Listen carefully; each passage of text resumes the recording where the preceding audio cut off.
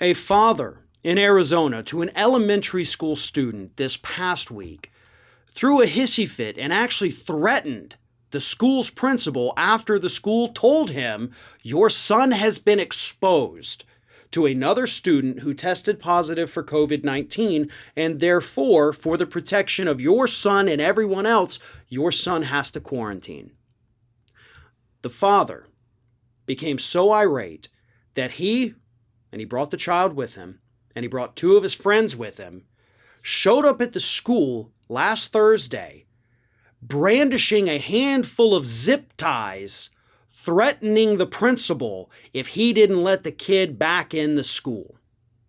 Now, the reports I've seen, the man's name has not been released, which is good. Even if it had, I don't say it here. And the reason is because this child, this temper tantrum thrown by this child's father, this is going to follow that child around for the rest of his school career, if you want to call it that.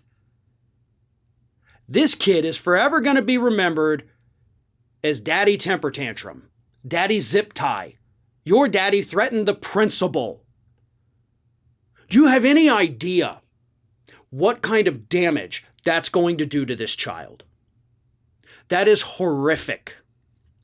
I remember, earlier this year when Tucker Carlson said that people should confront children in public if they're wearing masks and demand that they take them off, and maybe even report the parents for child abuse. Okay, well, let's look at the flip side of this. You're basically imposing psychological damage on your child when you throw these temper tantrums. And we saw another one last week, actually, with a father in Sarasota, Florida, who caused the school to go into lockdown because he threw a temper tantrum and threatened the school because his kid had to wear a mask or they couldn't go into school. How is this not child abuse? Inflicting this level of psychological trauma on these children is absolutely abuse. These are both, in both instances, Arizona and Florida, elementary school children, okay?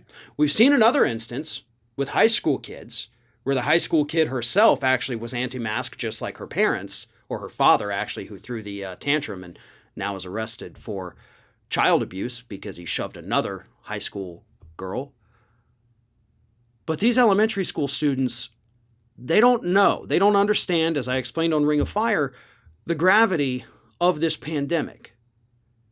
They don't know. They don't fully even comprehend right now what kind of damage their parents are doing to them when they throw these temper tantrums, when they make national headlines for their temper tantrums. These are going to follow these kids forever, as long as they're in the same school district, I imagine. And when they grow up, if they ever get curious, like people do, and say, I'm going to Google my dad. Holy crap, oh my God, he did that?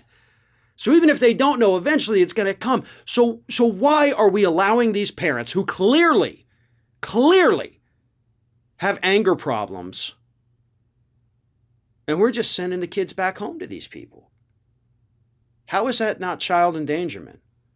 How are these school districts who are trained,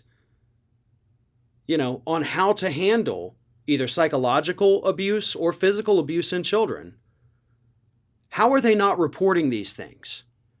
That's the other side of this. The schools, I believe at this point, have an obligation to reach out to child services and say, listen, this child clearly has a parent who is not well. We should at least conduct an investigation to make sure that this anger that this individual shows over something as simple as wearing a mask, that this anger isn't somehow boiling over at home and causing damage to the child. That's what I think should happen at this point. Social services should start getting involved when these parents inflict this lifelong embarrassment on their children.